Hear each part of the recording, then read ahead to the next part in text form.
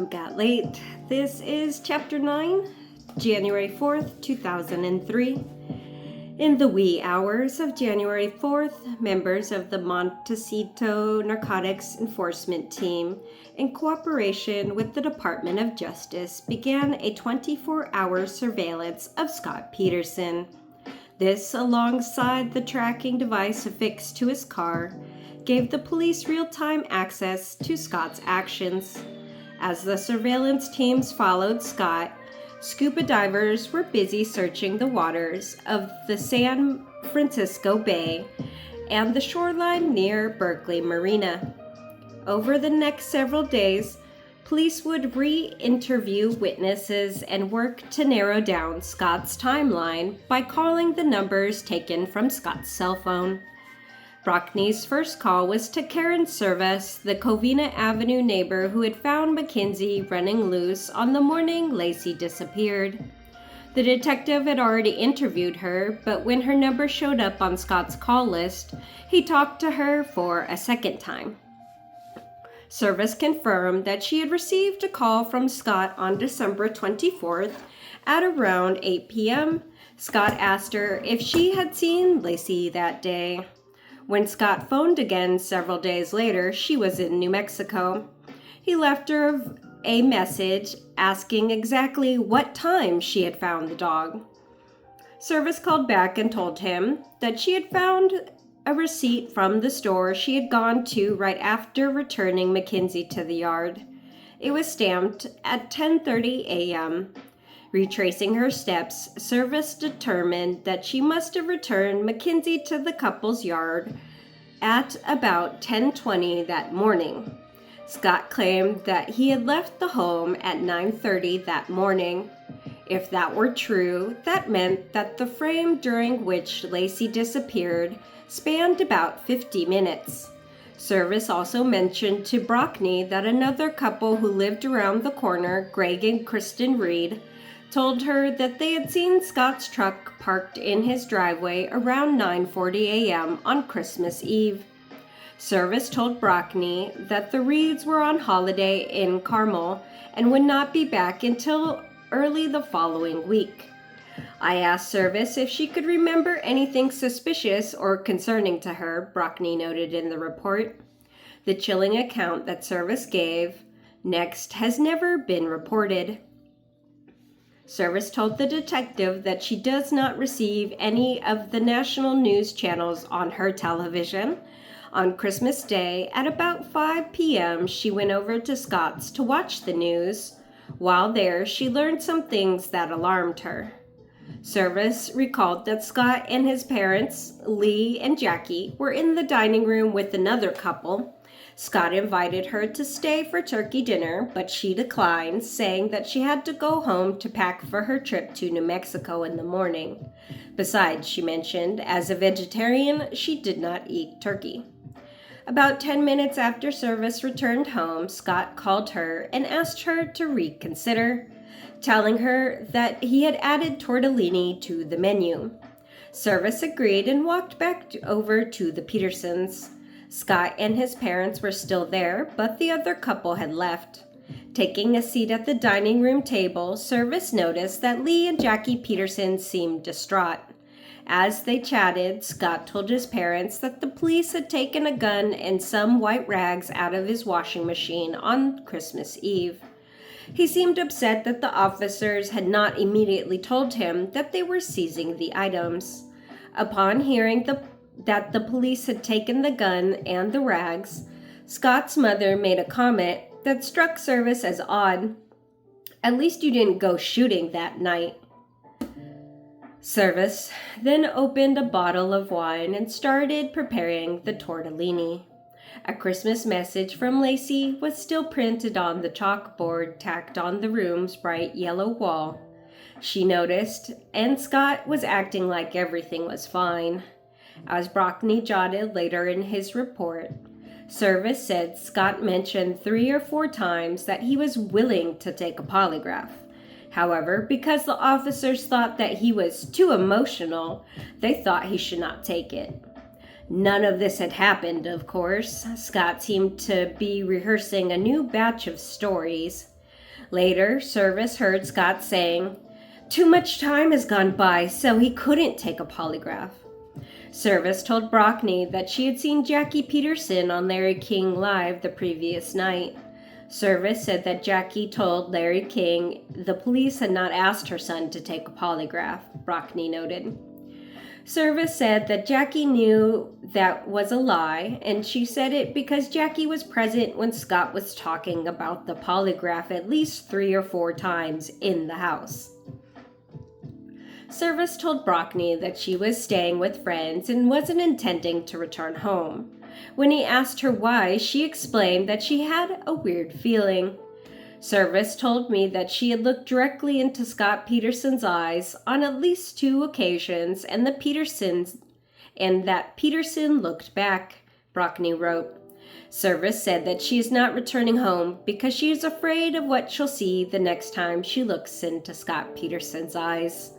"I don't want to see him," she said. At the conclusion of the interview with Service, Brockney wrote down the following notes. From reviewing Service's statement, I noticed the following false statements.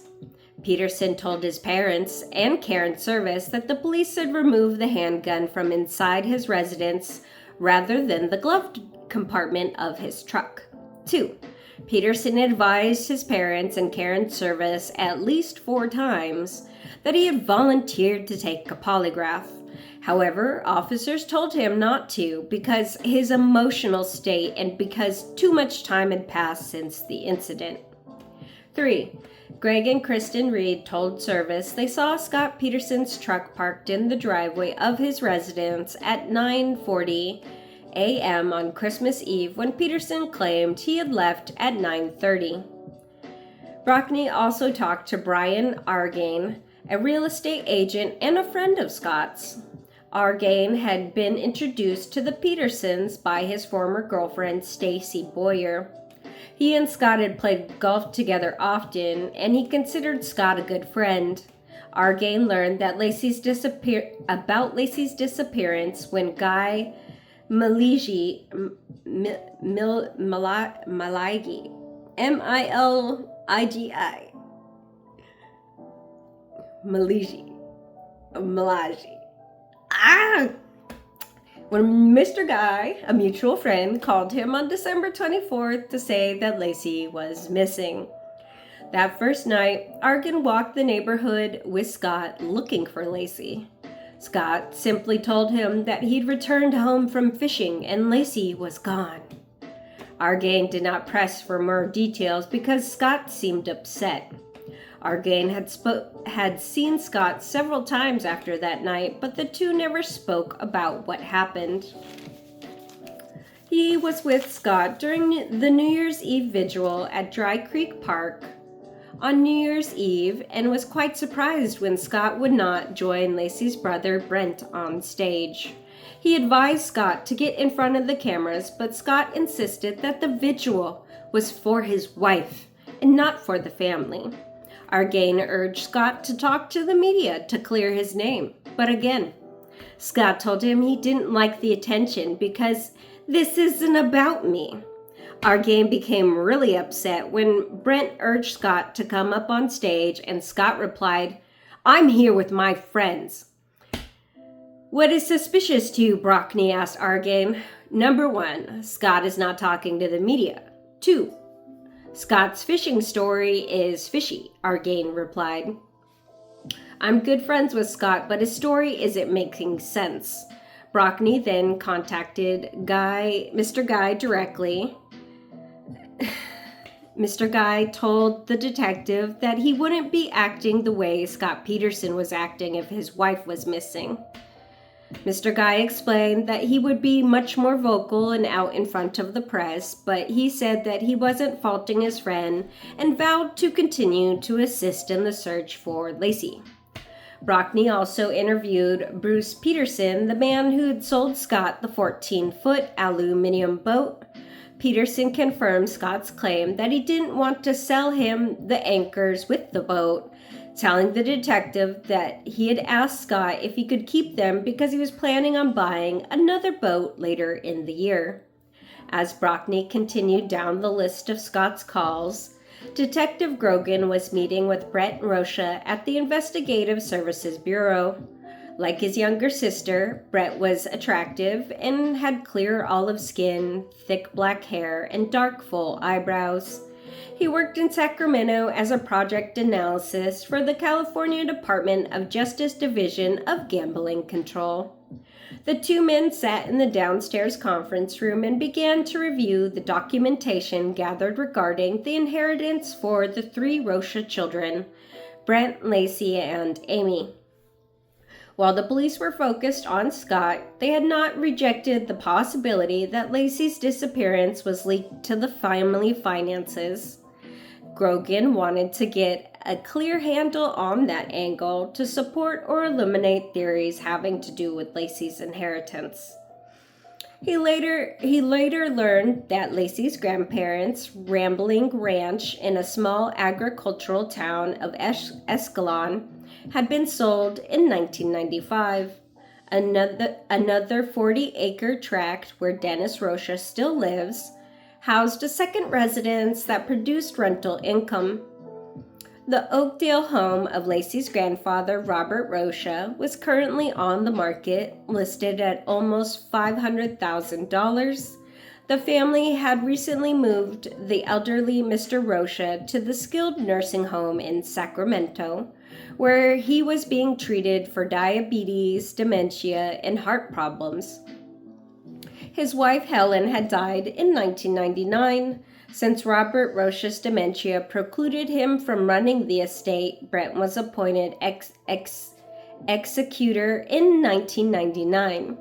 He and his Aunt Robin shared control of the living trust and estate, which was valued at $2.36 million in 1999.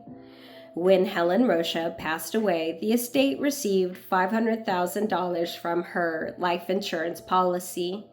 Brent Rocha could have used that money as he saw fit, but chose to honor the primary goals of the trust, which were to care for his grandfather and father, Dennis.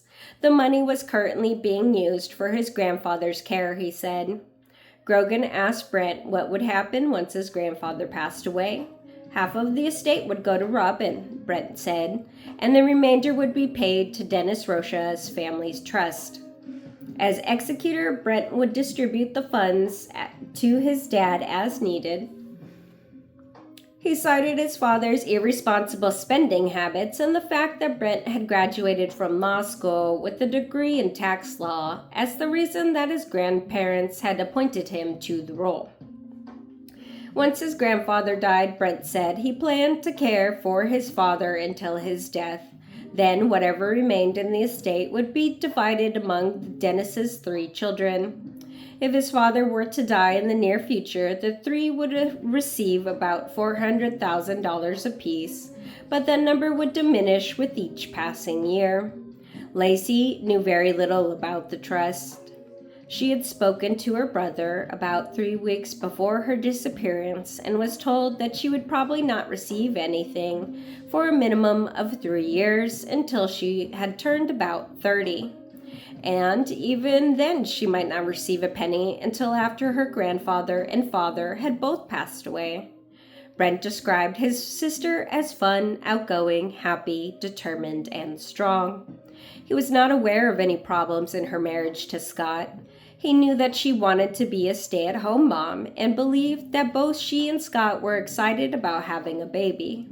Scott did whatever Lacey asked him to, Brent said, although he acknowledged that he saw the couple only infrequently. What do you think could have happened to Lacey? Grogan asked. Brent said his first thought had been that she was abducted or assaulted by a homeless person, but he said the scenario seemed more unlikely as time passed.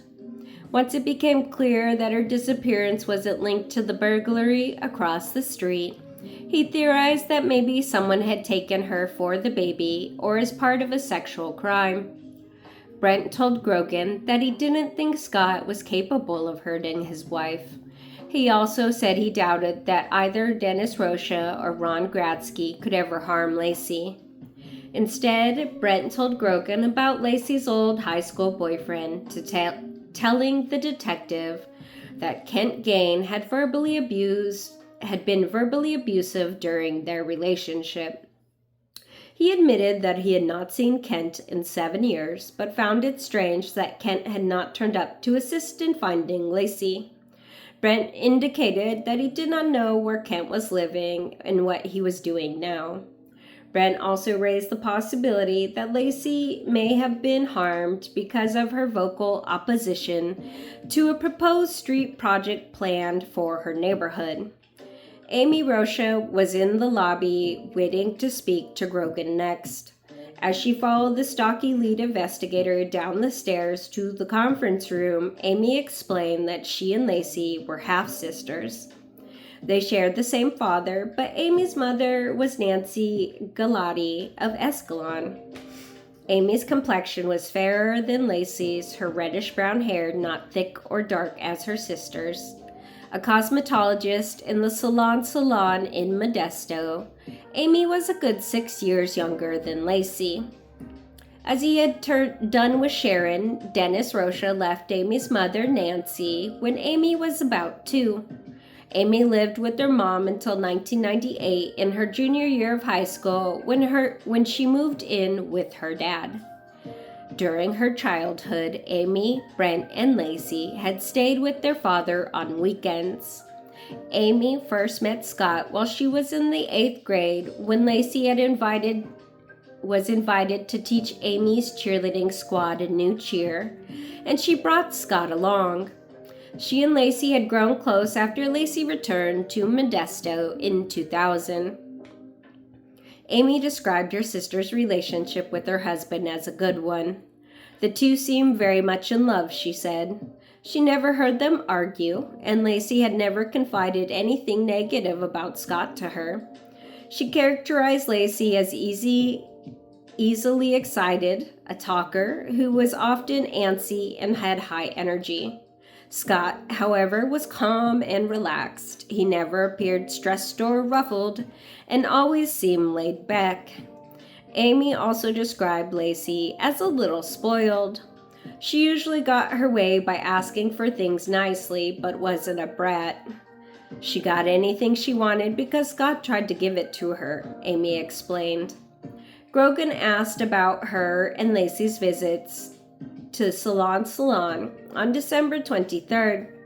Scott had an appointment with her to get his hair cut after work that day.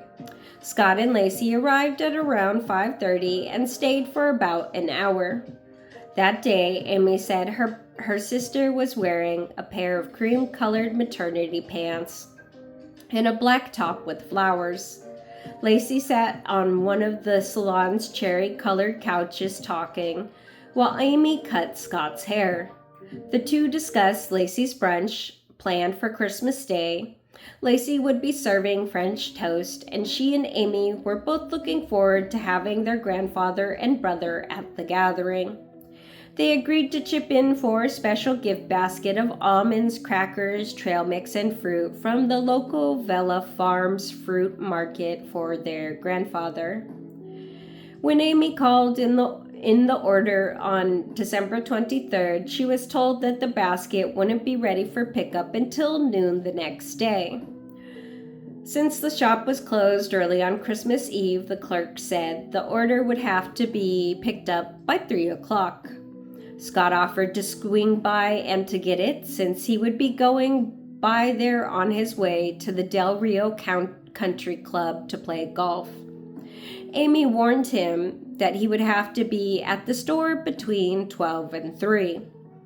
Amy went to work on Christmas Eve but left early.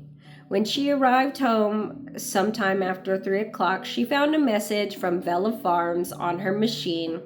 It was 3 o'clock and no one had picked up the basket. Around 3:45 p.m., she tried to reach Scott on his cell phone. When he didn't answer, she called Scott and Lacey's home number, but again, got no response. She then drove to Vela Farms, collected the basket, and returned home. Sometime after 5 o'clock, she received a call from Scott. "Is Lacey there?" he asked. "Is your sister there?" When Amy told him no, he announced, "I can't find her. I got home and she's not there." She said Scott sounded frantic and excited. After she hung up, Amy checked her answering machine and heard 2 messages from him. "Call me back as soon as you get this. I'm looking for your sister," he said on both messages. Amy canceled plans with her father and began calling local hospitals.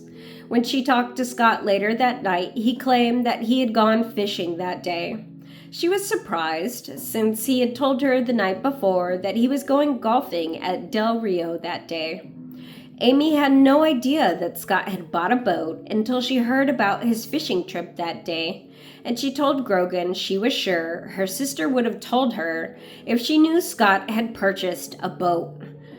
After establishing Amy's whereabouts on the day of the disappearance, thus eliminating her as a suspect, Grogan laid out the photos of Lacey's jewelry and asked Amy if anything seemed to be missing. The only item Amy could identify as missing was a pair of diamond earrings that she had seen her sister wearing. Based on Amy's statements, it appeared the jewelry that Scott Peterson claimed Lacey was wearing on the morning of December 24, 2002, while mopping the floor, is in fact in Lacey's jewelry box, which Modesto Police Department collected as evidence. Grogan wrote this in his report. That evening, Scott returned home and dialed Amber before turning in for the night. He had rushed to get packed, and he told her because he was off to Madrid. "What's in Madrid?" Amber inquired as the tape rolled in the recorder. "That's where the production office is," Scott explained. "I'll be saying hola a lot more instead of bonjour." "So how are you doing this new year?" Amber asked. Scott had claimed that this would be his first New Year's alone. Happy at times, sad at others. "Yeah, I just, that this was gonna be a hard holiday for you." "No, I don't think about it," Scott told Amber. "You go to sleep now. I miss you. I'll see you soon, huh?" Chapter 10, January 5th, 2003. When the shift of officers arrived at 5 a.m. on January 5th, there was 4 cars parked outside of the Petersons' home. They included Lacey's Land Rover Discovery, which was outfitted with a covert police tracking device, and a nondescript gray Subaru. The surveillance team trailed Scott as he left the house shortly before 8, dressed casually in blue jeans and a blue shirt. He drove the Discovery to the Red Lion, where search volunteers had gathered. He stayed there for about 2 hours before joining another man to distribute Lacey's posters in Moose Park and at several churches around town. In the interim, the police observed that Scott had changed his clothes, and now he was wearing a blue sweater with white stripes and a blue and yellow ribbon pin. Just before 11, he headed home in the Discovery. He emerged from the house again about 90 minutes later. Instead of taking the Land Rover, he jumped into the gray Subaru and headed westbound on Highway 132. With no tracking system to aid them, the officers anxiously followed Scott in their unmarked vehicle. He drove westbound on Highway 580 toward the coast, passing under Highway 680. It was exactly 2 p.m. when Scott, thinking he was in the clear, drove into the parking lot of the Berkeley Marina. At a press conference the night before, the Modesto police had announced that search teams would be at the marina the following day, and officers would be combing the shorelines and the waters of the San Francisco Bay for clues concerning Lacey's disappearance. But Scott didn't stop to speak with any of the searchers. Instead, as officers watched, he drove around the boat launch area. While Scott's defense team would make light of this in trial, I thought I'd never seen a more classic case of a criminal returning to the scene of the crime. At no time did Scott park and walk down to the search sites, nor did he stop to thank the officers who were braving the bay to look for Lacey. Instead, it was reasonable to conclude that he was gauging their progress. We were only there approximately 5 minutes before we left. On Scott Peterson's trial, the surveilling officers wrote in their report.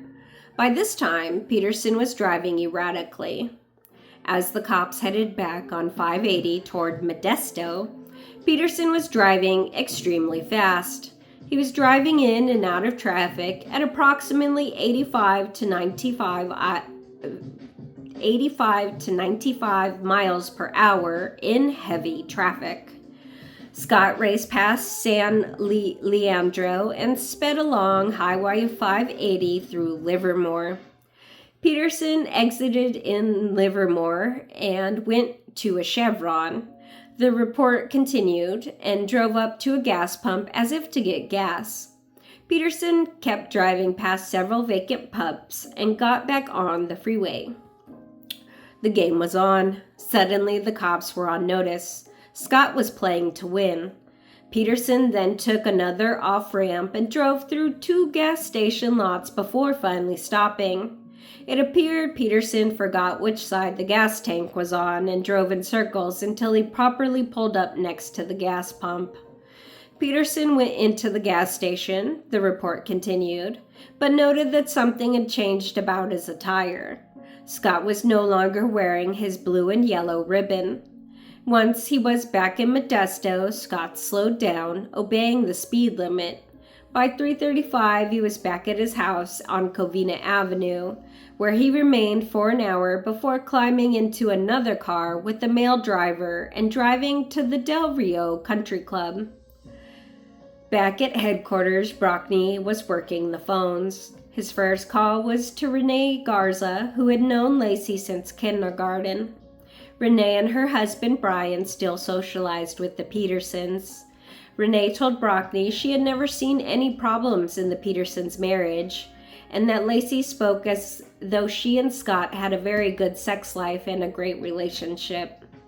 About 2 years ago, Lacey had stopped talking about birth control pills and bought an ovulation kit in the hopes of conceiving a child.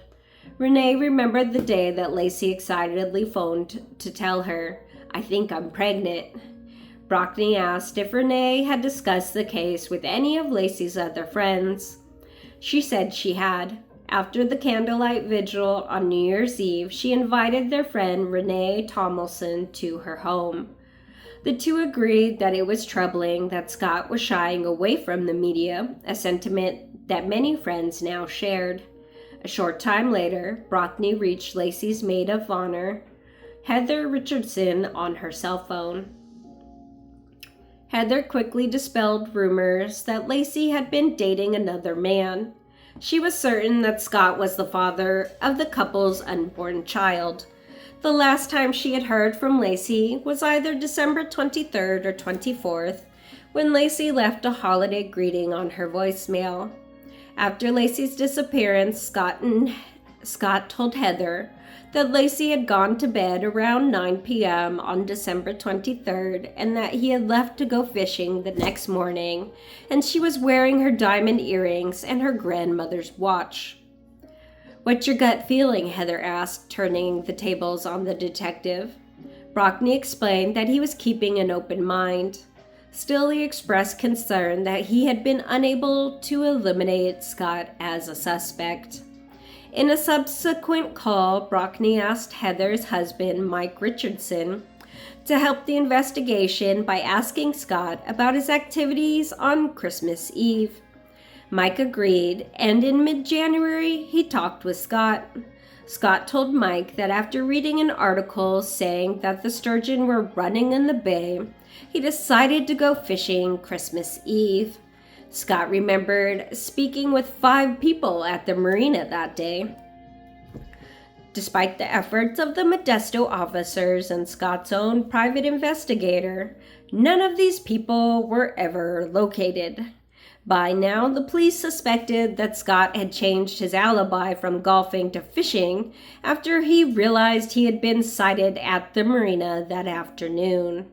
Detectives were convinced that he had made the decision during his ride back to Modesto that day, then quickly placed a cover-up calls to Lacey, leaving messages for his wife at home on her cell phone.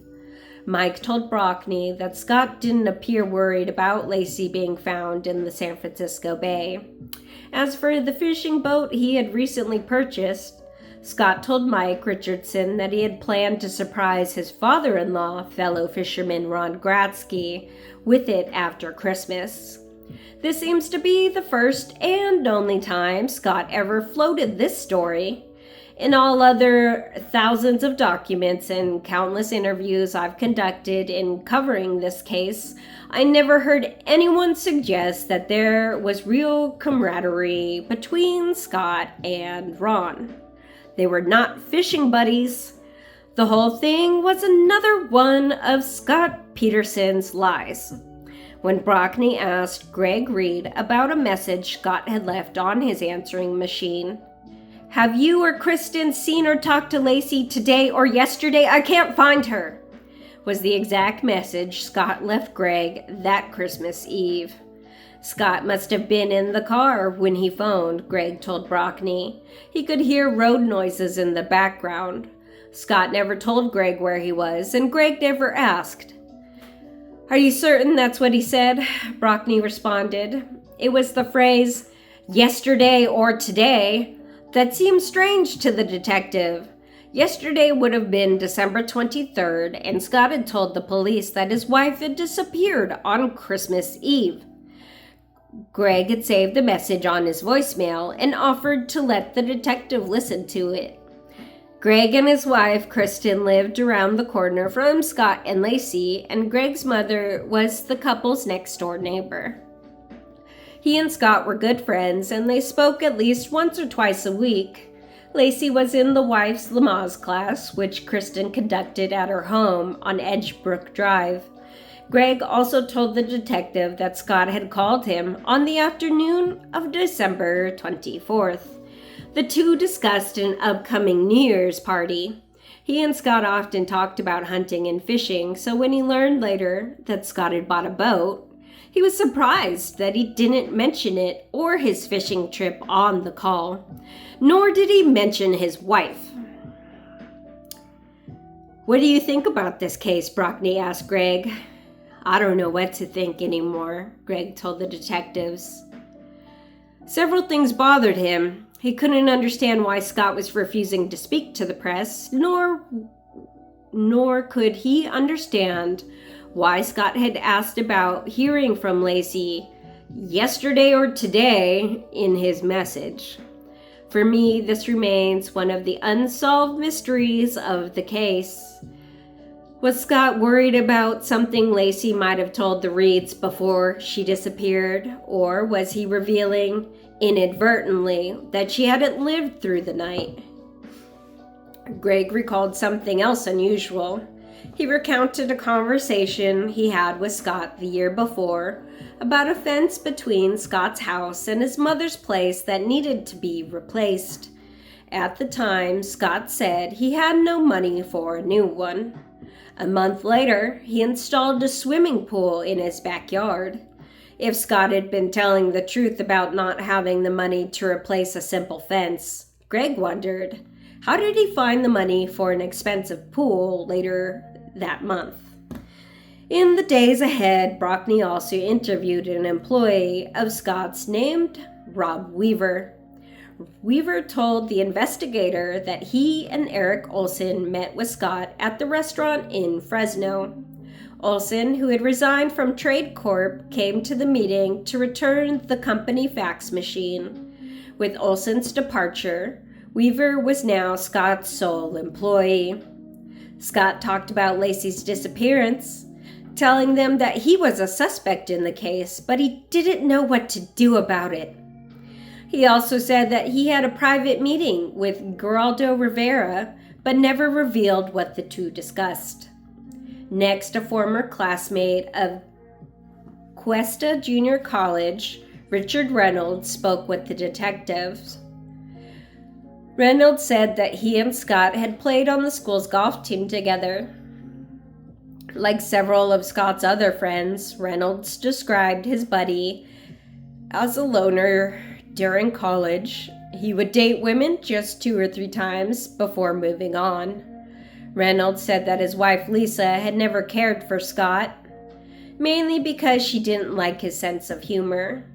Reynolds recalled that Scott had once sent him a suggestive photo of a woman standing next to a bed with the caption that read, "This is my wife." From the photo, it was obvious that Scott wasn't married to the female posing in the photo. Reynolds' wife thought that the joke was in bad taste. In early January, Lee Peterson called the Modesto Police Department tip line to alert officers that he had heard of the Modesto satanic cult called the Order of the Silver Crescent that sacrificed babies. The group, he said, was headquartered at 701 I Street. A detective was assigned to check out the tip and learned that 701 I Street was occupied by a commercial business, and neither the business owner nor the others he spoke to there had ever heard of the Order of the Silver Crescent. A check of police records showed that officers had been called to the address twice that year, once for discarded license plate and the other for an alarm going off. There was no indication of criminal activity and nothing to suggest that a satanic cult was operating from that address. Still, the detectives decided to check further. The previous year, there had been 4 calls to the police about that address, 3 for an alarm sounding and 4 for a burglary. When the detective checked the police department's gang unit, he was told none of the members had ever heard of a group called the Order of the Silver Crescent. I determined there was no validity to this tip, the detective wrote in his report. Later, once Scott hired Mark Garagos to lead his defense, stories about the satanic cults gained widespread attention. But these early tips suggested that more than a few people were ready to believe that such cults were operating in their midst. A more realistic tip came from a woman named Kristen Dempwolf. Dempewolf? Dempwolf. Dempwolf. Who told the clerk she'd seen a man she believed to be Scott Peterson on Christmas Eve morning in front of his house. He was in the driveway and said, "Good morning." He said this as she walked by the house on her way home from the park. Dempwolf said that the man was putting things in the bed of his truck. Small things, but I didn't see any of the items. He was moving things around. Dempwolf, a petite brunette, 8 months pregnant, explained that at 8:45 that morning, she was walking her chocolate lab on East La Loma Park. She had already called the police on December 25th to alert them that she was in the park around 9 to 9:30 on Christmas Eve morning and hadn't seen Lacey there. Dempwolf said that she walked from East La Loma Park up to the bridge at Carwin and then left the park at the easement by the 1,000 Oaks lift station. From there, she walked by the Petersons' residence. Dempwolf told the police that during the walk, she encountered a man and 2 women walking with a golden retriever that wasn't on a leash. Between 9:20 and 9:40, while she was walking on Covina, she had seen Scott Peterson standing in the bed of his pickup truck. She said that she typically heard a dog barking when she passed that house, but that there was no barking on that day. She observed an older white utility van parked across the street from the house. Her tip was passed upstairs to Detective Brockney. At least 5 people, including Diane Jackson, Rudy Medina, and Kristen Dempwolf, reported seeing a strange van in the neighborhood around the time of Lacey's disappearance. Several of the sightings occurred on or near Covina Avenue, and at the very time Scott was loading his pickup in the driveway. Yet I found it curious that Scott never mentioned seeing a van that morning. 2 explanations for this have been suggested to me. The first is that Scott did not act alone and that the van was somehow linked to an accomplice. The other is that Scott was too busy loading Lacey's body into the truck to notice. As the investigation progressed, Scott remained under 24-hour watch. On January 5th, the surveillance team reported Scott paid a visit to his attorney, Kirk McAllister. When Scott entered the 11th floor street office, he was dressed in a red checkered shirt and blue jeans with a business-sized photo of Lacey pinned to his lapel.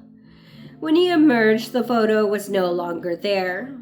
At 10:20, the team followed Scott to the Enterprise Rent-A-Car office in Modesto, where he parked Lacey's Discovery in the lot and rented a 2002 Honda. He retrieved something from the back seat of the Land Rover and put it in the red Accord. Scott then unknowingly led officers on a 90-minute ride to the Berkeley Marina. He parked for a total of 10 minutes and then contacted an unidentified subject in the parking lot. Sources close to the investigation believe this man could have been an accomplice, and one source even told me that it's possible money was exchanged that day. The police revealed nothing further about this clandestine meeting. The officers reported that they had lost track of Scott as he left the parking lot. Some pundits have argued that the single individual could not have committed this crime and have pointed to this fact as evidence of a conspiracy. It does seem clear that the officers should have noted the license plate of the man Scott met that day following up on the contact. They did not. Yet, I have never seen any evidence that would support a second participant in this crime. And to this day, I find it highly doubtful that this loose end would have led to such a discovery.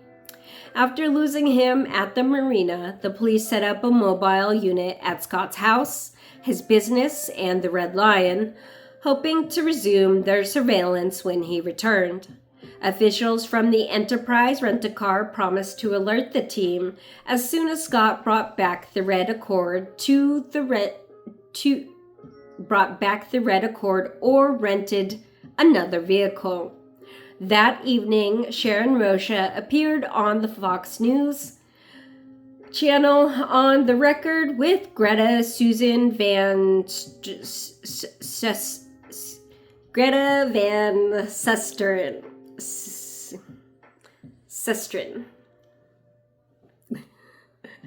The distraught mother continued to support her son-in-law. "If you knew Scott, you wouldn't have any doubts," Sharon Rocha assured the viewers. "If you saw the way the two of them were together and always have been together, I mean, I've never known the two of them to have an argument or harsh words with each other. They've just always been a team." "Oh my God, I'm so glad to hear from you," Amber told Scott when he phoned her that evening. "Why?" Scott asked. "Oh, well, something strange happened today." "Amber?" Scott asked, as if he couldn't hear through the static on the line. "I'm here," Amber replied. "Yeah, what's up?"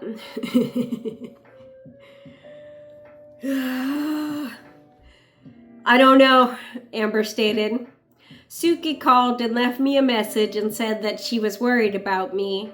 She was in between flights and she said she needed to talk to me when she got back to town, and I have no idea." Amber was referring to the message her friend Suki had left on her answering machine earlier that day. She said that she was at the airport and had just read the latest edition of People magazine. There's something in it that just at this moment, it shocks me if I don't talk to you before I get on the plane. I will call you as soon as I get in. I really hope you're okay, Suki said in the recorded message. Huh, weird, Scott responded. She left like a cryptic message? I have no idea, Amber said. I'm scared. I have no idea what she's talking about. Amber and the police were hoping that Scott would pick up on the subtle cue and tell Amber about Lacey. The latest issue of People did contain a story about the Lacey Peterson case. Only later did Amber learn that Suki herself had supplied the magazine with the photograph for the story in People. Amber suspected that her friend had phoned to alert her because she was feeling guilty for what she had done. Weird, Scott replied, but offered no explanation. It was just after 11 on January 6 when Scott Peterson dialed Amber's cell phone again. This time, unbeknownst to Scott, the young woman was sitting in an interview room at the Modesto Police Department's Detective Division with the criminal profile Sharon Hagen and the detective John Bueller.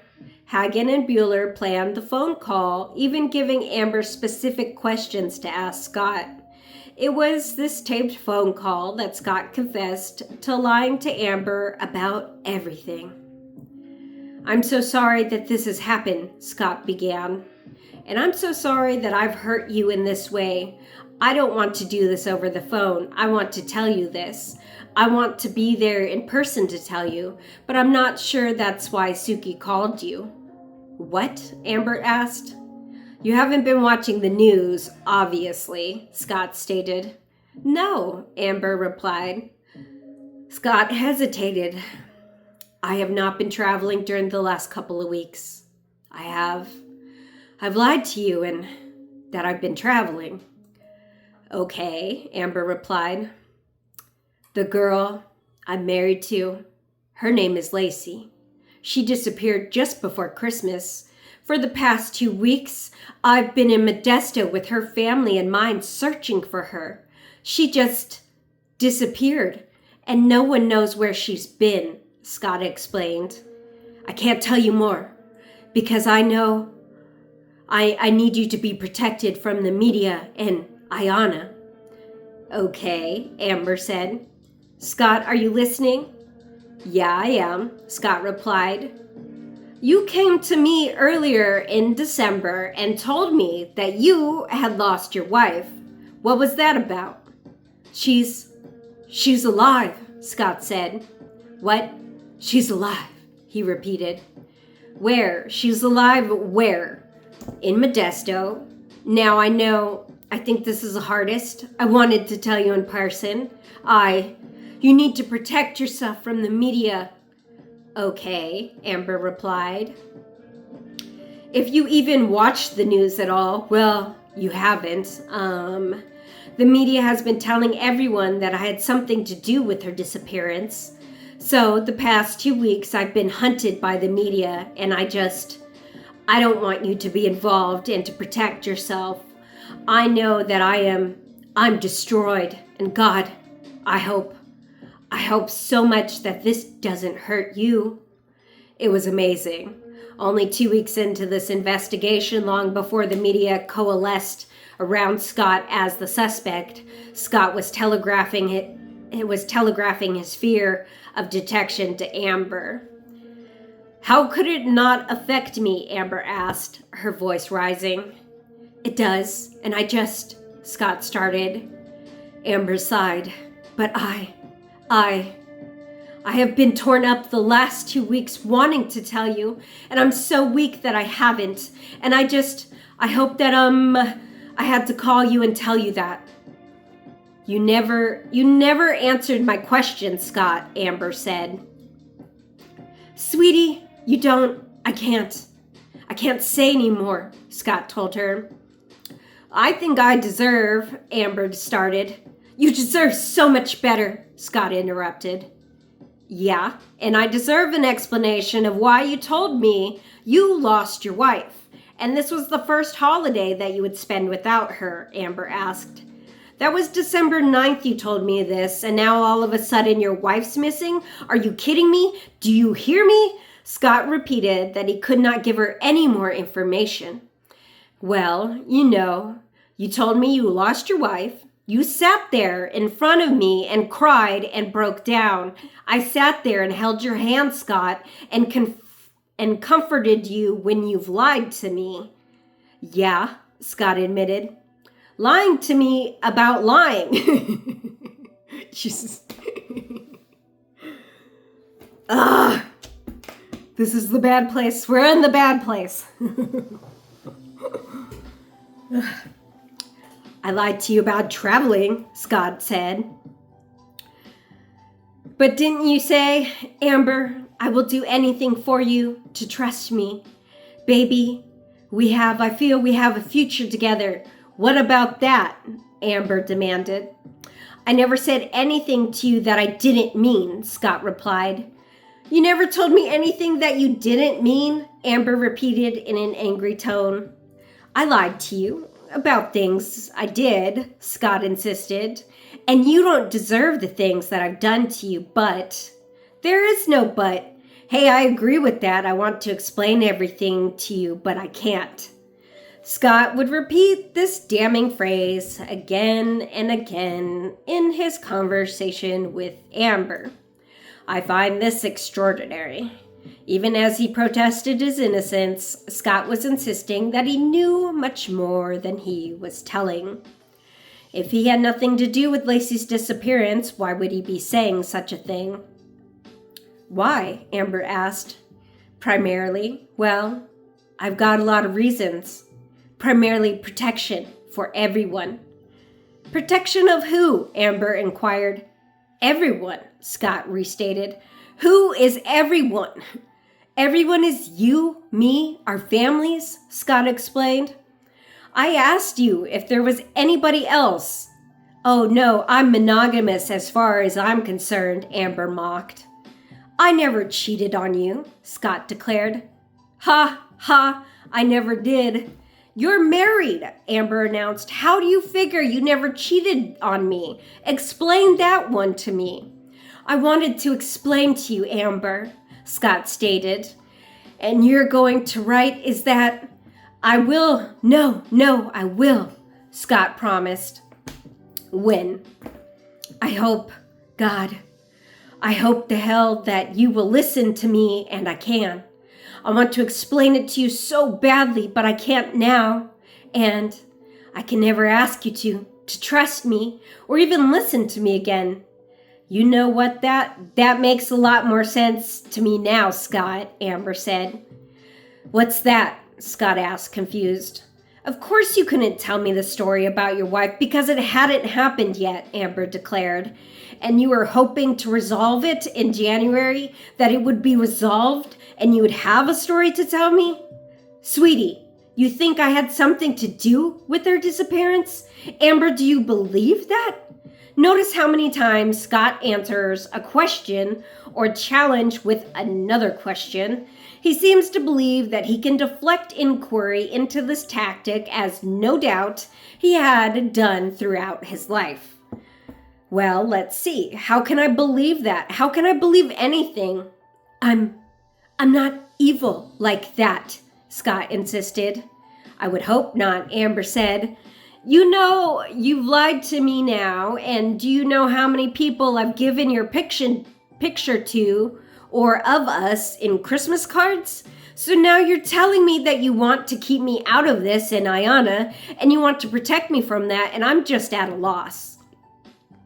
But isn't it ironic how, Scott, when I first met you on our date, how you told me you were going to Maine with your family and you were going to Paris and Europe, all of these things, Amber continued. And then you came to me after Sean found out you were married and you came and told me this elaborate lie about her missing and this tragedy that this would be the first holiday without her. God, I don't want to fight with you. I never said tragedy or missing, Scott insisted. Oh, yes, you did. You said you've lost your wife.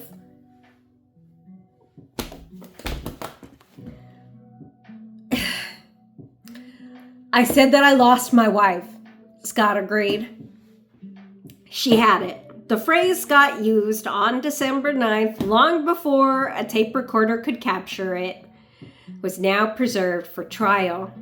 Either he was guilty of sin, or the 4 words made Scott Peterson the unluckiest man alive. Yes, you did. How did you lose her before she was lost? Explain that, Amber insisted. There are different kinds of loss, Amber.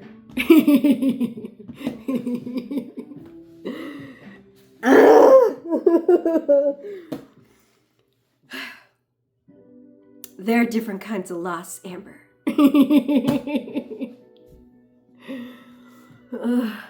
Then explain your loss.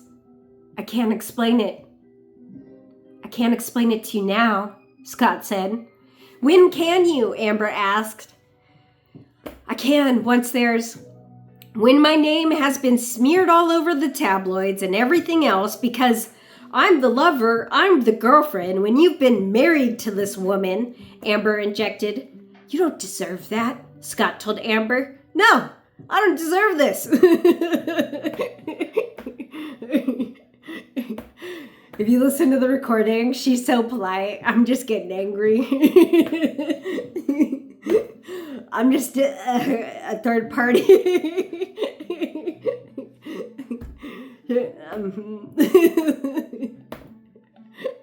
I don't know why I'm so upset. I've been cheated on before, and that's all this was. Heated. You don't deserve this, Scott told Amber. No, I don't deserve this, Amber retorted. And you said you've been safe with me. Oh, some people I tell I've been married, and other people I say I never have because it's painful for me, Amber jeered. I've lied to you, Scott admitted. So, Scott, what about your baby, Lacey's? Missing woman, pregnant, is that what you just said? Scott would not address Amber's question. He did everything he could to avoid talking about Connor. I want to explain this to you, and I'm not able to. Why? I can't ask you to trust me, but you will if you give me a chance to explain it, he pleaded. Yeah, is that why you said you didn't want to have any children and Ayana was the only child you ever see having, and at that point, assuming we're together, you would have her as your own? Why would you tell me that when you were expecting a baby? Sweetie, I'm sorry that I can't tell you everything right now, Scott said. Why can't you tell me everything? Why? It's just has entirely too many repercussions, and there's not all for me. Okay, there's a lot, and the repercussions don't deal with me, Scott said, without offering any explanation. No sufficient explanation has ever surfaced for these comments. Tell me to the coincidence of Lacey, your wife, disappearing in your stories earlier in December, and then you're carrying on this elaborate lie with me that you're in Europe and you're in Maine with your folks. Explain that to me. I wanted to tell you about this, Scott contended. But of course you couldn't because you were in Maine with your folks, Amber said sarcastically. No, I didn't make that trip, Scott sighed. You and I, assuming we'd be together, how would that have explained a new baby that you brought into this world? Amber questioned. How would you explain your baby to me? Sweetie, you don't know everything, Scott continued. Well, is the child yours? Amber confronted Scott. There was a long silence on the line before Scott finally said, Sweetie, I'm sorry. Amber, I cannot tell you. Astonishingly, Scott was now suggesting that Connor was not his baby. As this conversation played out in court, mental daggers were being thrown by prosecutors and jurors alike. How could anyone be so cold and callous? How could he angle for the advantage with his girlfriend by disowning his own child. It seemed clearer than ever that Scott Peterson could not feel empathy or pain for others, that he would say or do whatever was necessary to ensure his self-preservation. "Is this your child?" Amber repeated. "I can't tell you all these things now," Scott sidestepped again. "God, I know I hurt you." "Why should I not go to the police with this?" Amber demanded. "It's your decision," Scott replied. "Really?" "Of course." "And at this point, I go to the police with this. What do you see happening?" Amber let out a sigh. "Obviously, they would question you. They would want to know everything. I mean, it is your decision, of course. I wanted to tell you what has happened, and I wanted to tell you that I lied to you," Scott insisted. "And what stopped you from this? Previous or now?" "Yes!" "I could make excuses how to justify it myself," Scott began. "You're not doing great right now," Amber stated. "Well, I know I'm trying. I just justify it to myself by saying, 'No, she had a fight with her sister. Don't tell her.' No. It was probably just weakness and hoping that I could hold on to you." As Amber continued to press Scott, the cell phone connection was lost. Scott dialed Amber back, and she picked up the call. "Did you hear me?" Amber demanded. "Are you driving? Hello? Amber? I'm here. I can hear you just fine." "Okay, thank you for answering." "So where are you right now?" Amber inquired. "I'm in Modesto," Scott replied. "Doing what?" "I'm helping in the search." Scott didn't know that Amber could verify his story simply by calling the cops. "Really?" "Yeah, I've been putting out flyers, helping in the search." "Why did you follow through and meet me and have this date to all these things with me and tell me all these things? Why? What purpose did it serve in your life during this last month?" "Amber, you changed me this last month. You are so special. You're amazing. And Scott stopped himself mid-sentence. "And so, what are you telling me your wife was not?" Amber pressed. "I cannot explain it at all right now," he said. "Yeah, there's a lot of things you're not wanting to explain to me right now, Scott," Amber barked. "Too many people would be hurt." For a man who thought he was smart, Scott was really tripping over his excuses during this conversation. In the end, 116 days of anguish would pass before Sharon Rocha would learn the fate of her daughter and grandson. If a stranger spirited Lacey away in a robbery or a baby napping, how would this revelation hurt any more than not knowing? That was all Amber wanted to know. So, how is that? How is it gonna put more hurt than what's already out there right now? Amber asked furiously. "How would you think this wouldn't just break my heart to meet someone? I even tell you where I'm at in life, and you know, I'm starting my own business. I just moved out, you know, what I've been through in my life already to this day. You're very well aware of it, and we've spent many times on the phone or even together, and you talk to me about these things. How could you possibly not think you being married would affect me? How?" "I don't know how to answer that right," Scott said.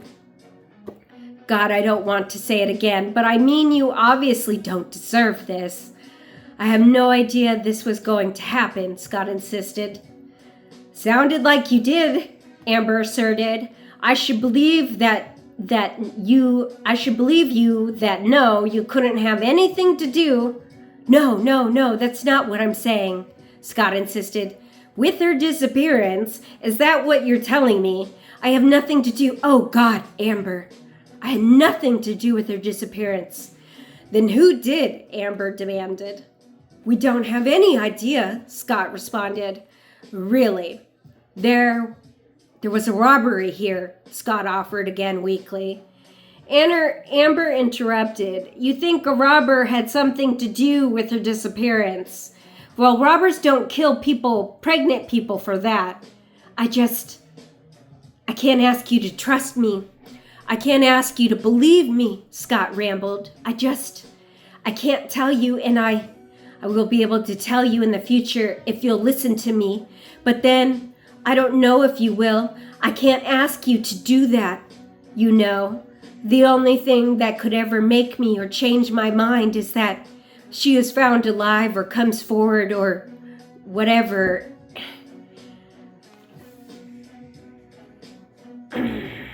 God, I hope she's found alive. We all hope she's found alive. We're all working for that.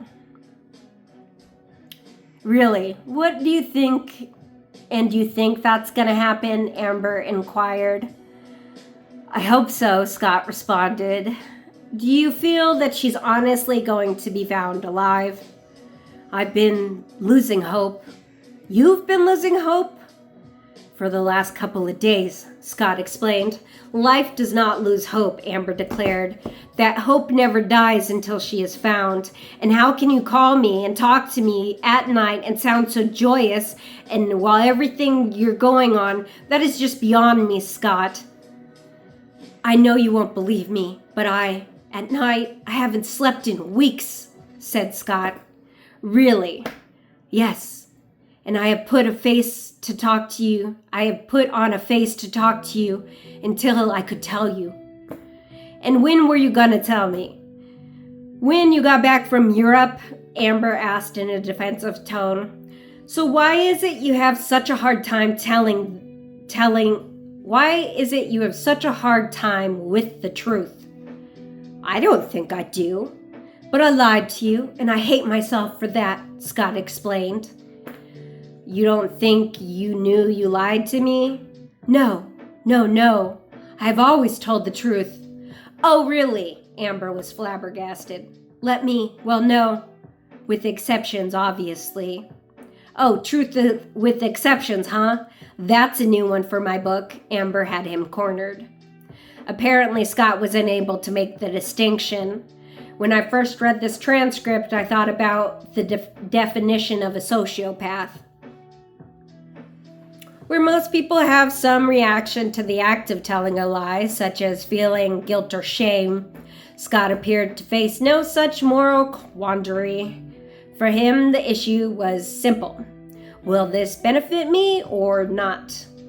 I wish I could tell you everything, Scott began to sob. His behavior was an anomaly. During the search for Lacey, Scott would shed few tears. Witnesses who had known Scott for years consistently described him as calm, quiet, and in quiet demeanor. He never got upset or angry. That may explain why many of these observations didn't find it suspicious that Scott would never grieve in public. If Scott's apparent indifference was merely a matter of his even-tempered nature, however, why was he crying on a regular basis with Amber? Amber had little patience for his outburst. Oh, save your tears, she told him now.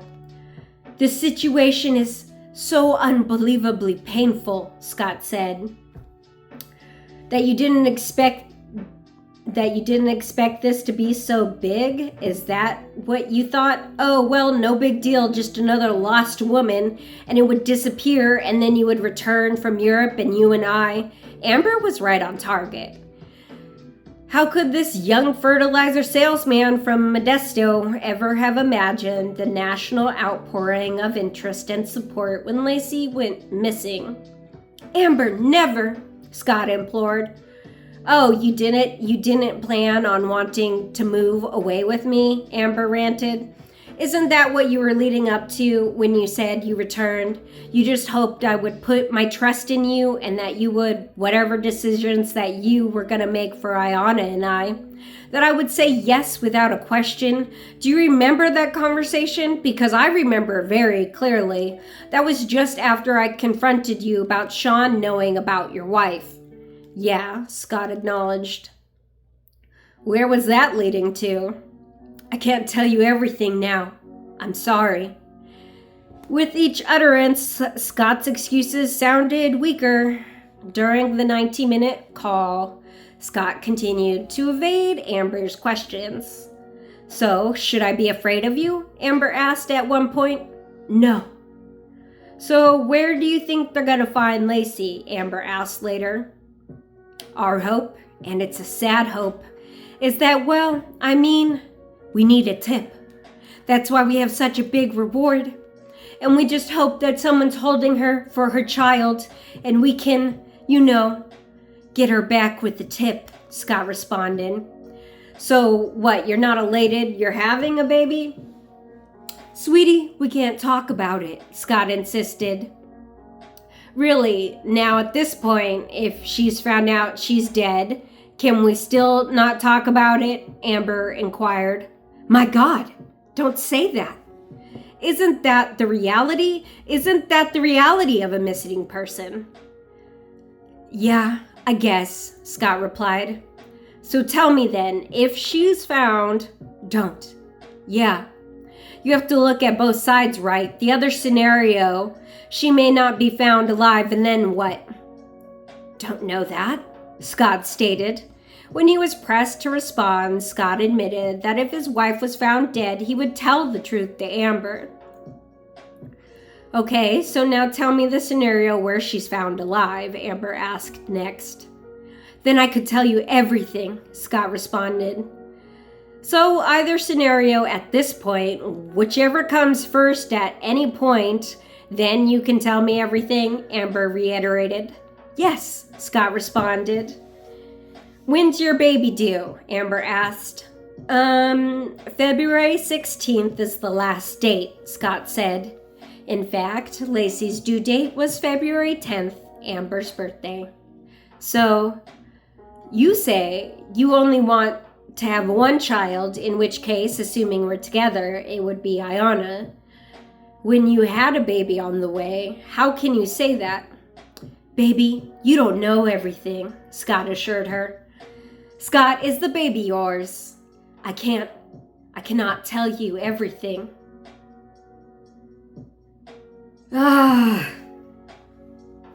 Again, whether he was actually denying that Connor was his own son, or merely attempting to throw up a smokescreen, Scott's craven responses would elicit revulsion from the jury when they heard the conversation replayed months later.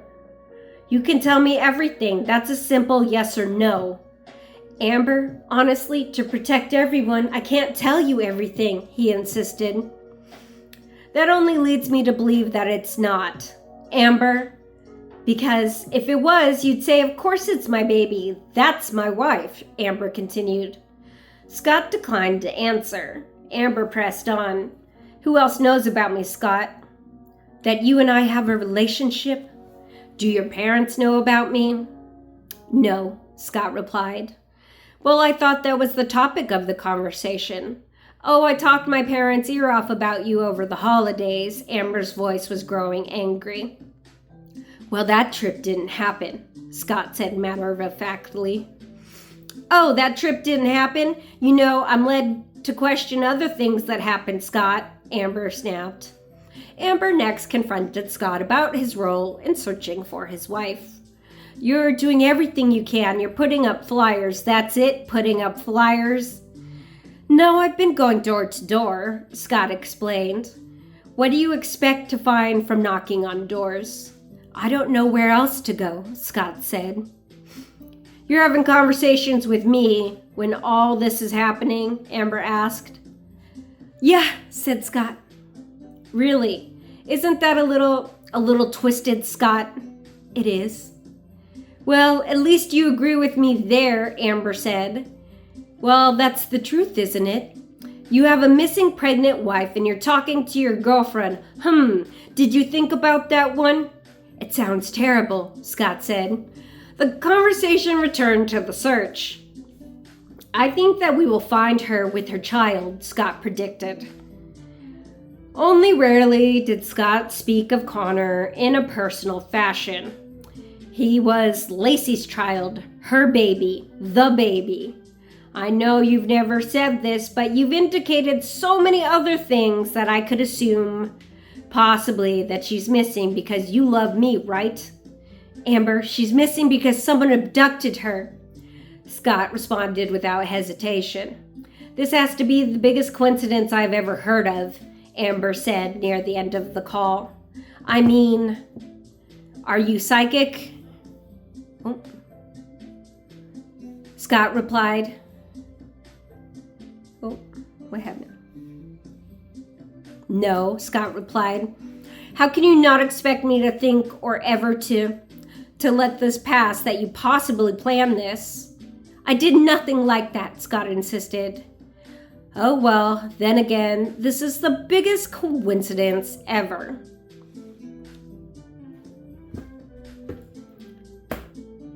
I don't know.